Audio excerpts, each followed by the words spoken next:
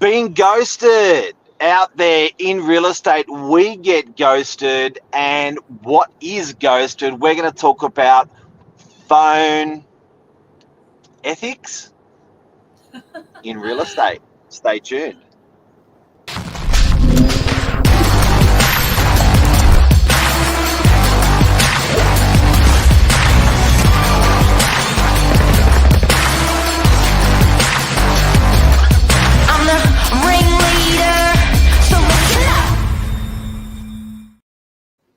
Good morning.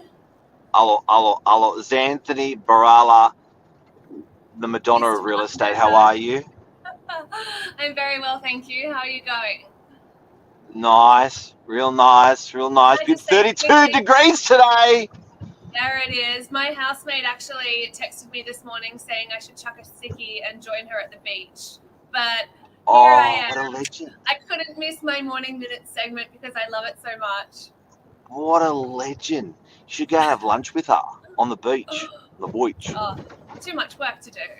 There'll always be another beautiful day.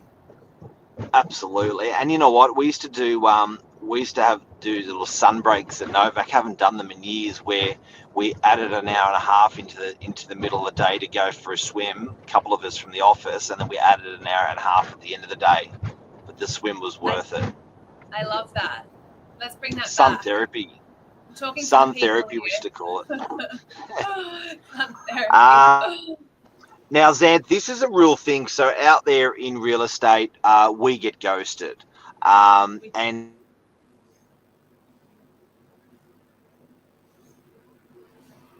we do, yeah. Like Mark was saying, look, we do actually get ghosted. It's kind of like the Tinder of real estate.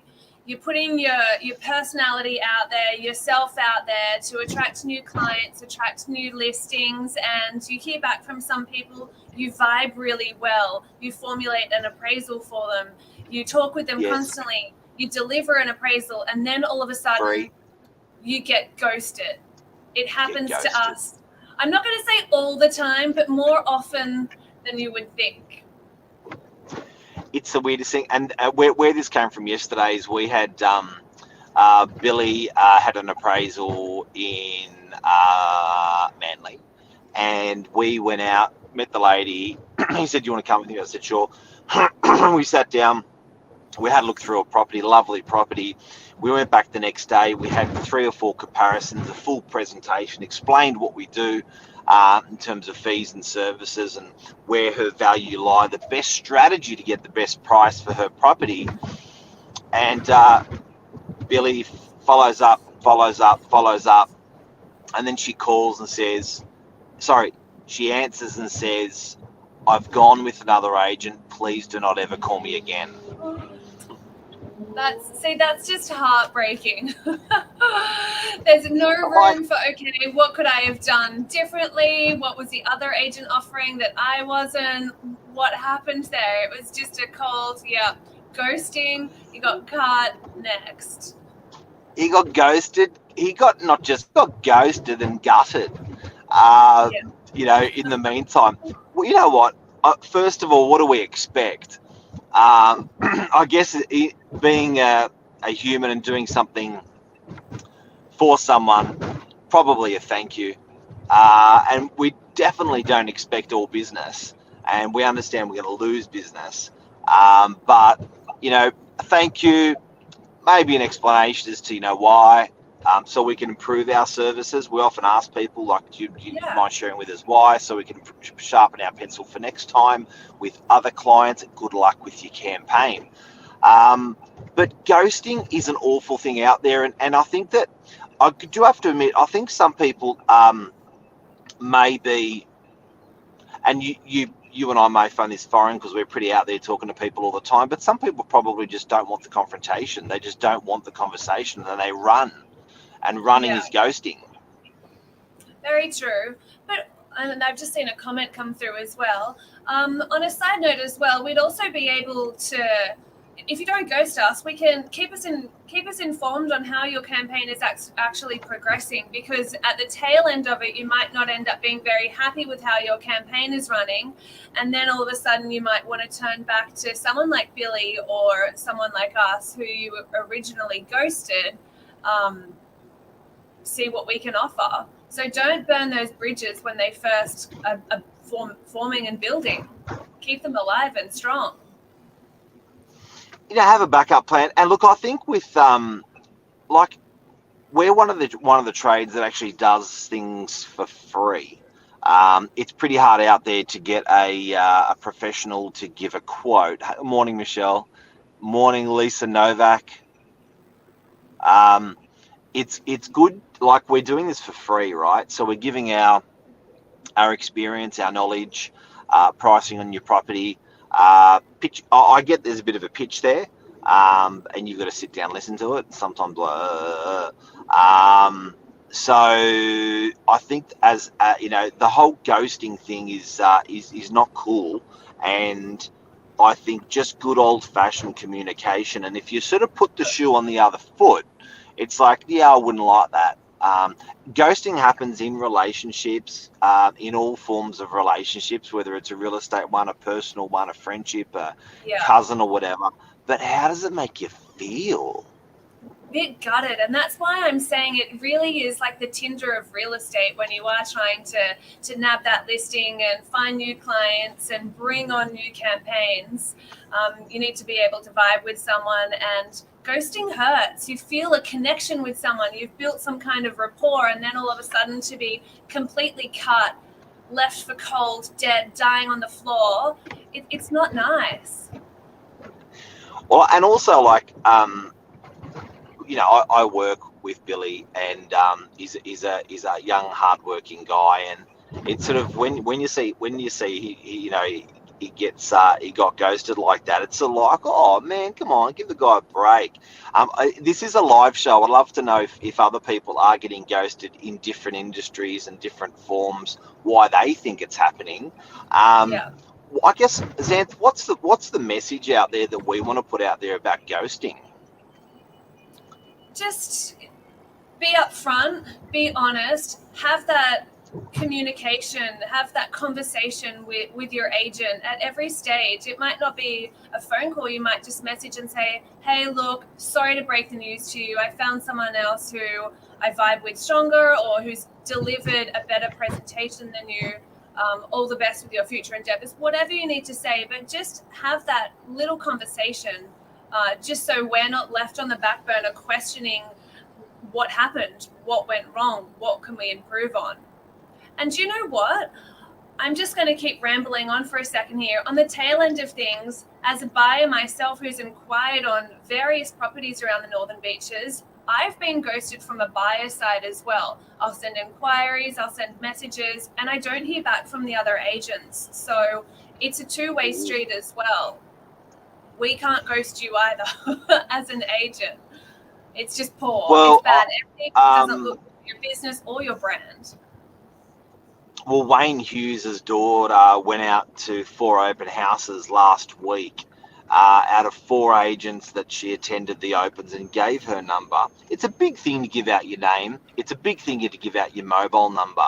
And I think that when you do, like, it's personal, and bigger to some more than other people. Some people it doesn't really matter. Some people this is a big thing. Yeah. And I think that the expectation is that I'm going to come through and have a look. And I think that she expected a call back from real estate agents just to have a chat.